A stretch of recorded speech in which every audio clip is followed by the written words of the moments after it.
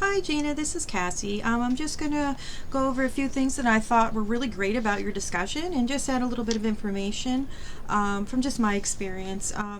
I really enjoyed listening to your discussion on informed consent. You point out several really good things that I felt were strengths. I felt that, yes, informed consents need to be detailed and concise. The reading level, I like the idea that the reading level needs between 6th and 8th grade. Generally, sometimes I see that, sometimes I don't. Because you got to keep in mind, a lot of times it's the agency attorneys that are kind of writing these consents up. So, and a lot of times they don't take in consideration where the client's levels might actually be. There's been many times that I've had clients that couldn't read or write. So they would not even have been able to understand the informed consent no matter what level it was at.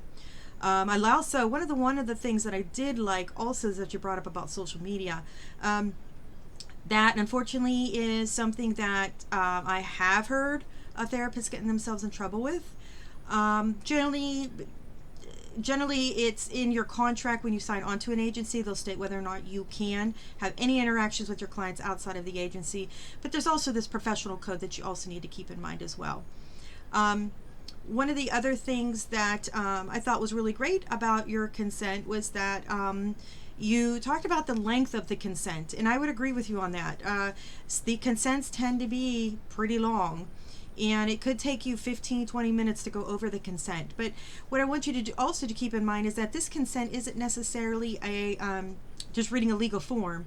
You want to take into consideration that the consent is also an opportunity to begin the rapport with the client, begin observing, and analyzing how the client thinks, reading and writing skills. Can they comprehend what you're talking about? Do they ask questions? Are they able to understand the questions that you're asking of them?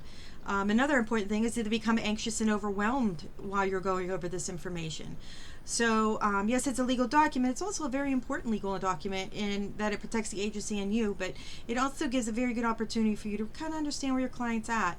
And there's a lot of good websites out there that talk about informed consents and developing that rapport with the clients and all that stuff. But and there's a lot of good courses you can take. I know the Zura Institute is one of them, and you'll see it in the bibliography. They have all kinds of classes and courses on informed consents and how to present it to a client and so forth. And very often you'll get that anyways in your training. When you become a counselor, you'll have to do so many hours of year of training, and very often when you go to a training they'll be talking about informed consents, counseling assessments, things like that. So hope this was helpful. If you have any questions, you can let me know. Thank you.